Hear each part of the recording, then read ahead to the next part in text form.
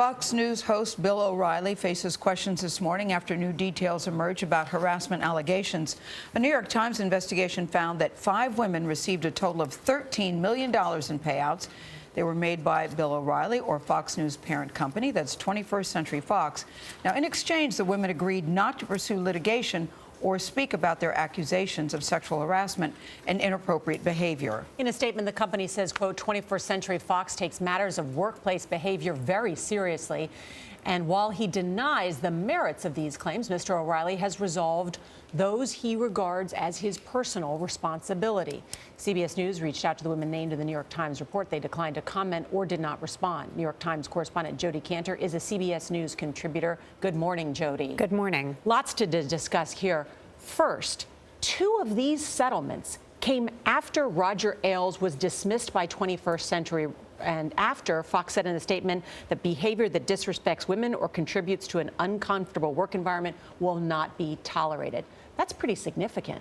That is the real significance of this story, because last summer they were so clear about the fact that this kind of behavior was not going to be accepted at the company. And yet what my colleagues uncovered is that they're still settling these claims. So if Roger Ailes had to go under these circumstances, why does Bill O'Reilly get to stay right now? That question is really for Fox, not for us, but I'll give you 2 theories. One is that Bill O'Reilly is the key on-air personality at Fox News. He is the public face of that channel in so many ways. Another is that, remember, last summer, Fox was still negotiating to keep Megyn Kelly, its biggest female star, at the company. And here's where we see she's no longer there. She's no longer there, but at the time they really wanted her to stay. And as we know, she was very troubled by these kinds of harassment claims, said that she had been subject to them herself, actually. So you see part of the power that having a prominent woman at the company. Well, Bill O'Reilly is that the same reason that the company is supporting O'Reilly?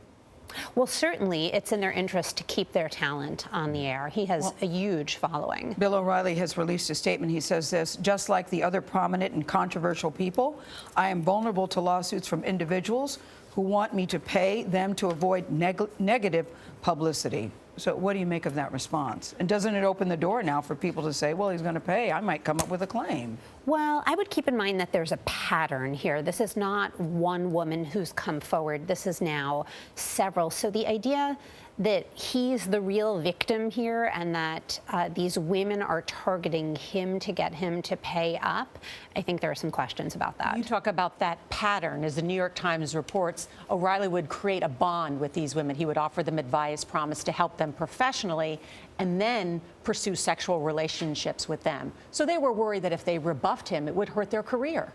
That is what Michael Schmidt and Emily Steele reported. And remember that the context here is that Roger Ailes was running Fox News. So it was very hard for a woman to go to management and complain, because it turns out that management was subject to exactly the same kinds of complaints. Go ahead. Well, I should say Axios has also put out a list today of the 15 women, at least 15 women, who have accused Bill O'Reilly and Roger Ailes of sexual harassment. This is systematic.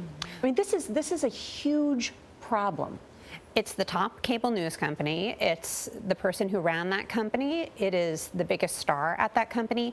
And if you look at the amount of money that has now been paid out in response to these allegations, it's a massive amount of money. Okay. O'Reilly and 21st Century Fox also say this, that no one has ever used an anonymous company hotline to report concerns.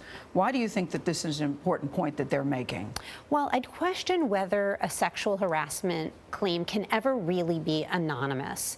On a company hotline. Exactly, because if I bring a sexual harassment claim, in order to investigate it or pursue it, you have to go to the person who supposedly did it and say, hey, an employee is raising these concerns about you. Now, the probability is that that person is going to know who I am. Was a corollary question raised as to whether Fox accurately reported this in terms of their own income statements and in terms of their balance sheet? That is the subject of a federal investigation right now. We don't know what it's turning up, but as we know, when investigators start rifling around in your business, a lot tends to come out. And so I think the question is what the findings will be with regards to those payments, but also what else will they find out about operations at Fox? Because the relevance is that they were paying them as though it were a salary as opposed to a settlement. Right, that's what's under investigation. Is this story over? Are they talking about giving somebody immunity, maybe?